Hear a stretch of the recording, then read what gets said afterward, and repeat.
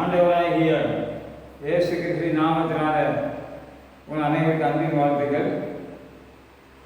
கர்த்தர் கொடுத்த வாக்குத்தத்த வசனத்தை சுருக்கமாக பகிர்ந்து கொள்கிறேன். 2:26 வாசிக்கிறோம். என் ஜனங்கள் ஒருபோது வெட்கப்பட்டு போவதில்லை. பழைய ஏற்பாட்டு இஸ்ரவேல் மக்களை சொந்த ஜனங்களாக தேவன் தெரிந்து கொண்டார். ஆபிரகாம், ஈசாக்கு, யாக்கோபை தேவன் தமக்கு சொந்தமாக தெரிந்து கொண்டது போல இஸ்ரவேல் மக்களை சொந்த ஜனங்களாக தெரிந்து கொண்டபடியால் தேவன் அவர்களை வெட்கப்படுத்தாமல் நடத்தினார். ஆபிரகாமை வெட்கப்படுத்தவில்லை, ஈசாக்கை வெட்கப்படுத்தவில்லை, யாக்கோபை அது மாத்திரமல்ல இஸ்ரவேல் மக்கள், விசுவாசித்த மக்கள் வெட்கப்பட்டு போகாதபடிக்கு அவர்கள் பாதம் தேவன் பண்ணக்கூடிய தேசத்தை சுதந்திரித்தார்கள். பிரியமான தேவனுக்குரிய புதிய ஏற்பாட்டில் நம்முடைய ஆண்டவராக இயேசு கிறிஸ்து நமக்கு ரத்தம் சிந்தியபடியால் நாம் தேவனுக்கு பிள்ளைகளாக இருக்கிறோம். ஆகியால் தேவன் நம்மை ஒருபோது வெட்கப்படுத்த மாட்டார். ஆண்டவராக இயேசு இந்த உலகத்தில் வாழ்ந்த நாட்களில் சீசருடைய குறைகளை சொல்லி வெட்கப்படுத்தும்படியாக பரிசேயர் சதுசேயர் பல காரியத்தை முறையாக சொன்னார்கள். ஒரு முறை இப்படியாக சொன்னார்கள், சீசர்கள் கை கழுவாமல் போஜனம் பண்ணுகிறது என்ன சொல்லி கேட்டார்கள். அதுக்கு ஆண்டவராக இயேசு கிறிஸ்து விதமாக சரியான படி பதில் சொன்னார். மனுஷனுடைய இருதயத்திலிருந்து புறப்படுகிற பொல்லாத சிந்தனைகள், விவசாய தீய காரியங்கள்லாம் தீட்டுப்படுதும். அது மாத்திரமல்ல, வாய்க்கில் போகிற உணவு தீட்டுப்படுத்தார் என்று சொல்லி ஆண்டவராக இயேசு சொன்னார். அது மாத்திரமல்ல, ஒரு முறை யோவானுடைய சீசரும் பரிசேயருடைய சீசரும் உபவாசம் பண்ணுகிறார்கள். உங்களுடைய சீசர் உபவாசம் பண்ணுகிறது, உபவாசியாமல் இருக்கிறது என்ன என்று கேட்டார்கள்.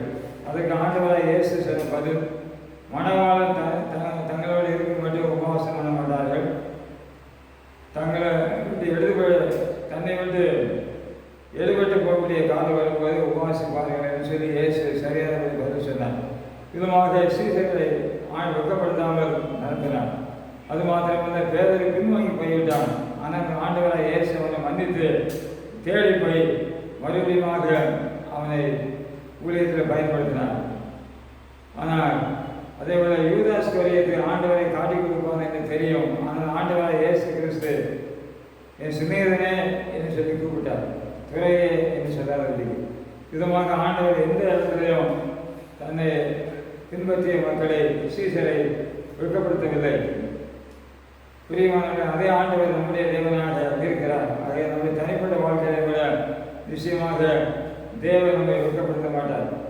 நம்மை வெட்கப்படுத்தாமல் இருக்க வேண்டும் என்றால் முதலாக யோவான் 2:26 சொல்லுவது, நம்மை சம்பூர்ணமாய் இதுவரை அதிசயமாக நடத்தி வந்த தேவனாய் கர்த்தரை நாம் துதிக்க வேண்டும். கர்த்தர் இதுவரைக்கும் நம்முடைய வாழ்க்கையில் பல அதிசயங்களை செய்தார். நம்முடைய வாழ்க்கையில் எத்தனை நன்மைகளை செய்தார். ஆகையால் அவைகளை எண்ணி நாம் கர்த்தரை துதிக்க வேண்டும். பழைய ஏற்பாடு இஸ்ரவேல் மக்களுக்கு ஆண்டவர் பல அதிசயங்களை செய்தார். செங்கல் 2 பிளந்தார். அது மாத்திரம் 40 வருஷம் அவரை போஷித்து ஒரு குறைவில்லாமல் நடத்தி வந்தார். விதமாக எரிகோ மதில் கீழே விழும்படியாக தேவன் கிரியை செய்தார். இப்படி பல காரியத்திலே இஸ்ரவேல் மக்களுக்கு அற்புதங்களை செய்தார். ஆனால் நம்முடைய தேவனை அவர்கள் விசுவாசியாமல் போய்விட்டார்கள். ஆனால் நம்முடைய ஆண்டவர் அவர்கள் வெட்கப்படுத்தாதபடிக்கு விசுவாசித்த மக்களை அந்த தேசத்துக்குள் பிரவேசிக்க செய்தார். ஆக பிரியமான தேவனுக்குள்ள நம்முடைய வாழ்க்கையை விட இதுவரை செய்த எல்லா அதிசயங்களையும் நன்மைகளை நினைத்து நாம் துதிக்கும் பொழுது இப்பொழுதுள்ள சூழலை மாற்ற நன்மை செய்ய வல்லவராக இருக்கிறார். அது மாத்திரமல்ல, நம்முடைய ஆண்டவர் யோவான் 2:27 வாசிக்கிறோம். நாம் இஸ்ரவேலில் நடுவில் இருக்கிறவர் என்றும் என்று வேதத்தை வாசிக்கிறோம். நம்முடைய ஆண்டவர் நம்முடைய நடுவில் நமக்குள்ளே இருக்கிறார் என்பதை நாம் அறிய வேண்டும். ஆகியால் நமக்குள்ளே இருந்து கொண்டு நம்மை நடத்தி கொண்டிருக்கிறார். பழைய ஏற்பாட்டில் இஸ்ரவேல் மக்களுக்கு முன் சென்றார். புதிய ஏற்பாட்டில் ஆண்டவராக இயேசு நமக்குள்ளே வந்து விட்டார், அந்த ஆவியில் வந்து விட்டார். இயேசு வந்தபடியால் பரிசுத்த ஆவியாக வந்து விட்டார். ஆகிய நமக்குள்ளே அவர் இருந்து கொண்டு நடுவில் இருக்கிறார். ஆக நாம் தேவனுக்கு முக்கியத்துவம் கொடுக்க வேண்டும். அதிகாலையில் நாம் தேவனை தேடக்கூடிய மக்களாக நாம் காணப்பட வேண்டும். அதிகாலையில் தேடுகிறவன் என்னை கண்டறிவான்னு சொல்லி ஆண்டவர் சொன்னார். பிரியமான தேவனுடைய பிள்ளைகளே, நம்முடைய வாழ்க்கையில், நம்முடைய வேலையில் முதலிடம், நம்முடைய வருமானத்தில் நாம் கத்தரை கணம் பண்ணி கத்தரைக்கு முதலாவதாக கத்தரைக்காய் கொடுக்க வேண்டும். இப்படி நம்முடைய ஆண்டவரை ஏற்றுக்கொண்ட ஒவ்வொருவரும் நம் தேவனுக்கு முக்கியத்துவம் கொடுக்கும்போது, நம்முடைய நடுவில் இருந்து நம்ம நடத்தக்கூடிய ஆண்டவருக்கு முக்கியத்துவம் கொடுக்கும்போது நிச்சயமாக வெட்கப்படுத்த மாட்டார். நம்முடைய ஆண்டவர் நம்முடைய வாழ்க்கையில் எல்லா பிரச்சனையும் மத்தியில நடுவில் வருகிறார். ஆண்டவராக இயேசு உயிர்த்தெழுந்த பின்பு சீசர்கள் பயந்து போய் கூட்டப்பட்ட அறைக்குள் காணப்பட்டார்கள். ஆனால் ஆண்டவராக இயேசு அந்த அறைக்குள்ளே கடந்து சென்று அவர் நடுவே நின்று உங்களுக்கு சமாதானம் என்று சொல்லி சொன்னார். இப்படி 2 முறை சொன்னார். ஆக நம்முடைய வாழ்க்கை எல்லா பிரச்சனைகளிலும் நடுவில் வருகிறவர், பிரச்சனையை தீர்த்து வைக்கக்கூடிய தேவனாக இருக்கிறவர்.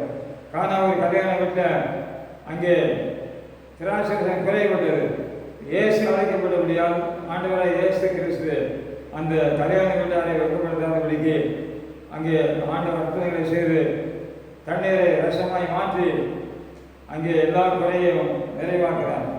விதமாக நம்முடைய ஆண்டவர் பெரியமான தேவனுடைய பிள்ளைகளை நம்ம ஆண்டவர் முக்கியத்துவம் கொடுக்கும்போது வெட்கப்படுத்த மாட்டார். அடுத்தபடியாக நம்முடைய வாழ்க்கையில் அந்த கடந்த கால தோல்விகளை அவர் நன்மையாய் மாற்றி வெட்கப்படுத்த மாட்டார். யோகா 2:26 வாசிக்கிறோம். நீங்கள் இழந்து போன திரும்ப தருவேன் நம்முடைய வெற்றிகளை பட்சித்ததை வாசிக்கிறோம். பட்சித்த வருஷத்தின் விளைவை உங்களுக்கு திரும்ப அளிப்பேன் அப்படிங்க. கடந்த கால வாழ்க்கையில் ஏதாவது வியாதிகள், அது பண நஷ்டங்கள், வேலை நஷ்டம், ஏதாவது சில நஷ்டங்கள் ஏற்பட்டிருக்கலாம். ஆனால் தேவன் அந்த நஷ்டத்தை ஈடுகட்டி நம்முடைய வாழ்க்கையில் பிரியமான தேவனுடைய பிள்ளைகளே, இப்பொழுது ஆசீர்வதிக்க நஷ்டத்துக்கு பதிலாக லாபத்தையும் 2 ஆசீர்வாதத்தை கொடுக்க வல்லவராக இருக்கிறார். யோகவுடைய வாழ்க்கையில் சாத்தானுடைய சோதனை நிமித்தமாக எல்லாத்தையும் இழந்து விட்டான். தன்னுடைய மனைவியை தவிர பிள்ளைகள், சரீர சுகம், ஆரோக்கியம், விவசாயம் எல்லாத்தையும் இழந்தவனாக அவன் காணப்பட்டான். ஆனால் அவன் ஆண்டவர் மேல் விசுவாசமாக இருந்தபடியால் அவன் இதை கொண்டு போட்டாலும் அவன் நம்பிக்கையாக இருப்பேன்னு சொன்னான். ஆகிய ஆண்டவராக இயேசு கிறிஸ்து தேவன் பழைய ஏற்பாட்டில் தேவன் அவனை வெட்கப்படுத்தாதபடிக்கு இழந்து கொண்ட ஆசீர்வாதத்தை திரும்ப இரட்டிப்பாய் கொடுத்தார். அதே நம்முடைய வாழ்க்கையில் கூட தேவன் ஒருபோதும் ஒரு காலம் அவனை வெட்கப்படுத்த மாட்டார். என் ஜனங்கள் ஒருபோது வெட்கப்பட்டு போதில்லை என்று சொல்லி அவர் சொல்கிறார். ஏசாயா 45:18 விதமாய் வாசிக்கிறோம். ஏசாயா 45:18 இஸ்ரவேலோ கர்த்தராலே நித்திய ரட்சிக்கப்படுவான். நீங்கள் என்றைக்கும் இல்லை, சதா காலங்களிலும் வெட்கப்படாமலும் கலங்காமலும் இருக்கிறீர்கள். நம்முடைய ஆண்டவர் என்றைக்கும் நம்ம தேவனாக இருக்கிறார். கடந்த காலத்தின் தேவன், நிகழ்காலத்தின் தேவன், வருங்காலத்தின் தேவன், எல்லா காலங்களிலும் அவர் நம்ம தேவனாக இருக்கிறபடியால் நிச்சயமாக நம்மை வெட்கப்படுத்த மாட்டார். ஆகியால் பிரியமான தேவனுடைய பிள்ளைகளே, என் ஜனங்கள் ஒருபோது வெட்கப்பட்ட போதில் அந்த வார்த்தையின்படி இந்த மாதத்தில் உங்களுடைய வாழ்க்கையில் எல்லா பிரச்சனையும் பிரச்சனையும் கூட வெட்கப்படுத்தாமல் நடத்துவார். படிப்பு காரியமா, திருமண காரியமா, எதுவானாலும் நிச்சயமாக தேவன் ஆசீர்வதித்து நடத்துவார் என்று விசுவாசிகள். நிச்சயமாகவே ஒவ்வொரு காரியங்களிலும் கர்த்தருடைய கரம் நம்மோடு இருக்கும். வெட்கப்படுத்தாமல் நடத்துவாராக. கர்த்தர் நம்மை ஆசீர்வதித்து